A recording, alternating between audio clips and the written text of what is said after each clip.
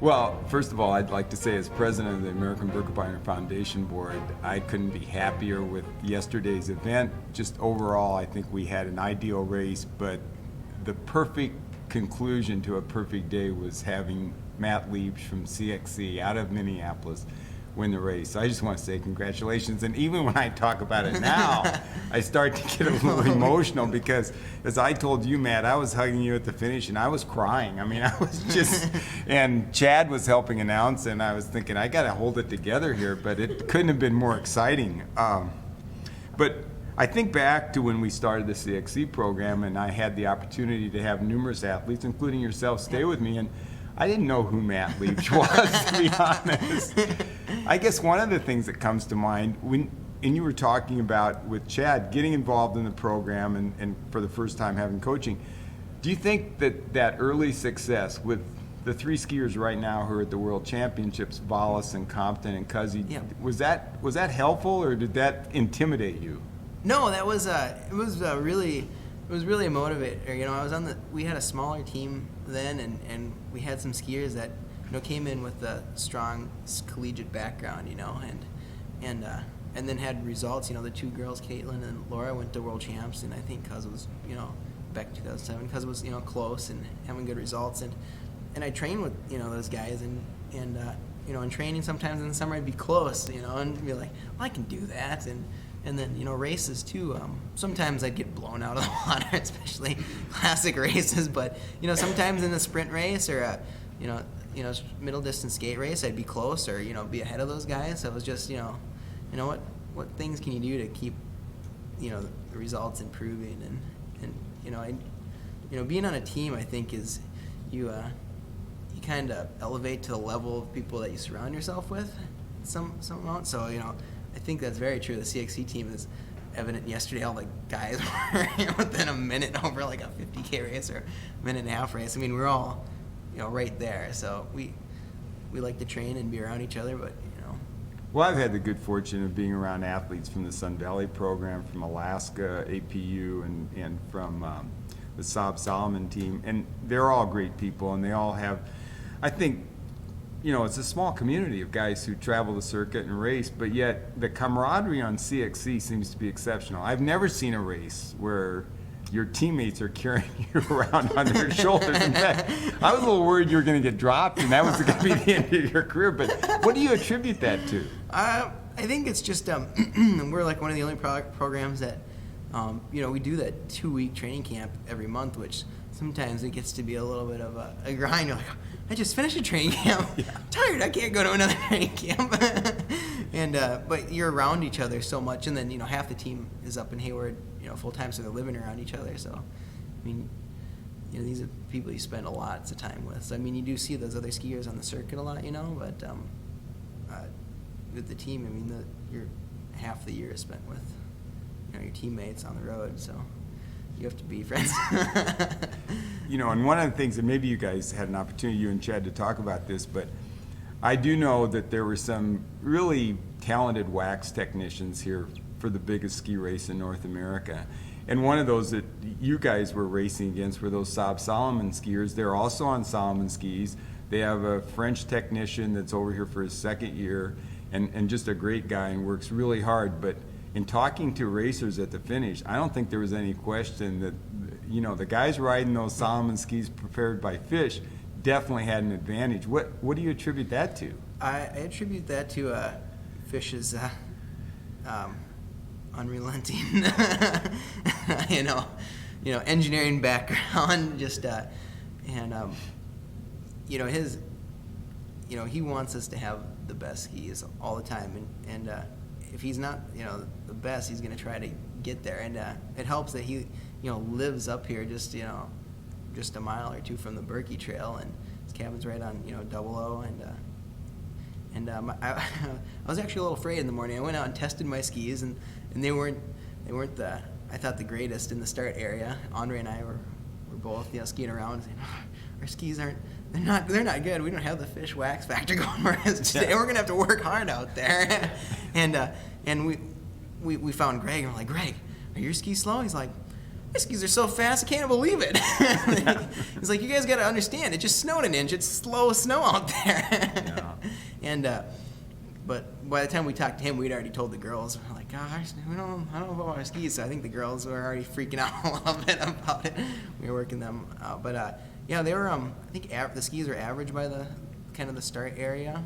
And as we got closer and closer to 00, and this was the same case as last year, the skis got faster and faster and faster. And that's like where fish is, looking for the middle of the race, the end of the race, to have the good fast skis. And pretty soon we're tucking by guys and having to snowplow behind guys and stand up, catch wind so you don't hit the guy in front of you. So Well, I know talking to Saab Solomon athletes, and again, I have great respect for Fabien Blondeau, their wax technician, but they all felt they had fast skis early. Yep. By mid-race and near the end, the skis were really slowing down for them. Okay. And did you feel that as you were racing on the course? Or did you notice you're just that much stronger than those guys? No, I think they got a little slower out there at the end. After 00 though, there was maybe 10K. It was the grooming was kind of a little. There's sections where it got set up earlier, or maybe not as much snow on it. So there were sections that you could pick a line that would be a little faster. And I think our skis were actually really good after 00 for a long time, and then when it warmed up at the last 10K.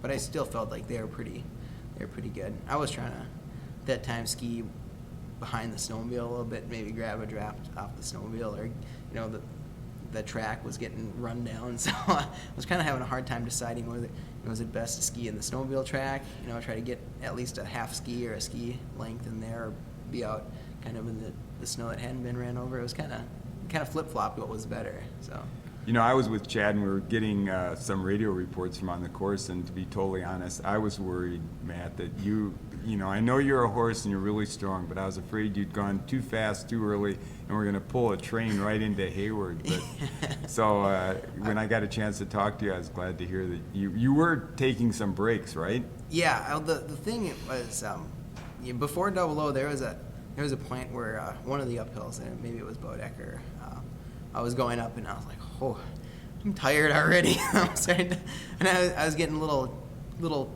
cramping pangs in my lats. It's kind of preludes to. So I went to the back, and I downed pretty much a 20-ounce water bottle right there, and I actually had a salt pill taped to the inside of my bib, so I chewed that off my bib and tried to relax and ski, easy. And a couple K later, I started to feel really good again. So a lot of the time of me shooting in the front, you might see this on the video, is my skis are faster. So instead of standing up and snow plowing or whatever, and then having the guy behind you run into you, and then Sure. doing that accordion effect, I would just pull out and glide right into the front, and then I ski easy, and then pull back over and let someone go by, or pull over and take a drink.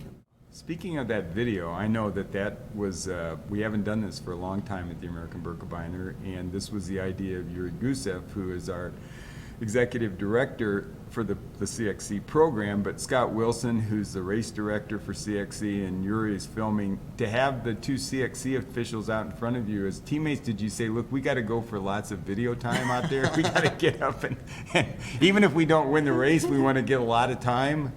I think out of the start, I guess there was some of that, because this is weird for me, but I let out the Berkey. I was in the front. There was, I guess, a 100-meter double pole zone. I didn't know about that, so I double poled 3 times and then started skating. But I think a lot of people did that too. Yeah, no, I noticed. I was standing on a platform. I noticed that the Elite Wave ignored that 100-meter double pole. So I was in the front, and then I think Brian Gregg or Andre was right behind, or Cook was right behind me, and then Andre was right to the right of him, and then Brian Gregg ended up right. So there's 4 of us right across the front line. Well, this is some good video time. All right, let's get to the back now where we can get in the draft. Was very cool seeing Yuri's smiling face on the back of the snowmobile most of the race. Well, once again, I just want to say congratulations on behalf of the American Birkebeiner Ski Foundation, and I don't think we could have had a better result yesterday. It just seemed like it was a CXC training day as I was on Main Street and you guys came across the finish. No, it was really exciting to turn around and see my teammates all zooming across the line, So I was glad to see that they all, hung really tough. I didn't really know that was Cook coming in for second, you know, obviously when he crossed the line, I saw it was going to cross the line. I was so excited, jumping up and down. And then, you know, Brian Gregg, you know, jumps across the line next. I was like, oh, that's amazing. I hope Andre's not too far behind. Yep, he comes across. I was like, wow. Well, and then maybe you had a chance to talk about this with Chad, but how about seeing Dolly coming down the street, and who was he racing with? Yeah, he was racing Gus Kading, and I heard on the radio, I'm like, Gus in first, Bjorn in second. So I assumed, oh yeah, Gus is out in front. You know, he's just going to walk down Main Street cheering. And I poked my head out the building we were warming up in, and they were sprinting for it. And I knew with even like a couple hundred meters to go, like, oh, Gus has got this, because Gus can crush all of us in like that 15, 30-second double pole. And he had compartmental surgery, so he hasn't been skate skiing. So all he's been doing for the last 3-4 months is just double pulling. So I had a really strong feeling that he was gonna pull it out. Well, Bjorn's been here for several days and spoke many times, been very gracious in every opportunity, but he has spoke with true respect, I think, for that finish. I think he thought he could sit behind this young guy from America and then just pass him at the Smoke finish. him at the end. Yeah. I know, I watched him, and there was no quarter shown by Bjorn. He was going for everything he could to you know, win the classic event. Yep. And yeah, that's what I talked to him about that too. You know, he was thinking he was gonna get it, and I don't know. Gus is just such a strong guy. I mean, I was watching him this summer doing pull-ups with a 100-pound weight on his back. So he's just so tall too with his reach. So I just knew his double pull was gonna be really tough to beat. Well, that's great. I heard you say earlier about you know, not having great results early, but sticking with it. I know that when Bjorn has spoken in the last couple of days, one of the things he said that he thinks most important for cross-country skiing is the single word patience, that you have to put in lots of hours and many times years before you start to see success. Yep. Do you feel like you're a poster child for that? Yeah, I don't know, a little bit. I mean, I trained a fair amount in college, not very many hours, but maybe 400 hours a year, so kind of, you know, below what the elite level is, but enough to keep me in contention at least. And then when I came to CXC, you know, Brian bumped up my hours into the 600s, and then last year I didn't have the results that I was looking for, and that's what Bjorn was kind of talking about, is knowing your body and feeling, not being sick or not being tired or overtrained. And last year I was on a very successful program that first year with CXC, and I got after it really, really strongly, and I felt great all summer, and had some big training camps and big months for me that were, you know, jumps that were probably a little bit too much with the training, and it kind of snowballed. By the time winter came, I was tired a lot, and I had that baseline fitness. I just it was just the racing was real difficult, and ended up getting bronchitis for a month in January, and it was, you know, I had some decent results. I was 7th in the Berkey last year, which I was really excited about, and had a couple other results that, you know, showed kind of glimpses of like, yeah, I can do that. The inconsistency was just driving me crazy, because I never had that before, and I knew it was, you know, just a little bit too much. This year now, you know, I can just get into my intervals or races or VO2 max testing. I can get my heart rate right up to max without too much of an issue. So my goal for this season was to stay consistent, not be all over the place. So. Well, once again, thank you very much, and congratulations. Oh, thank you very much too.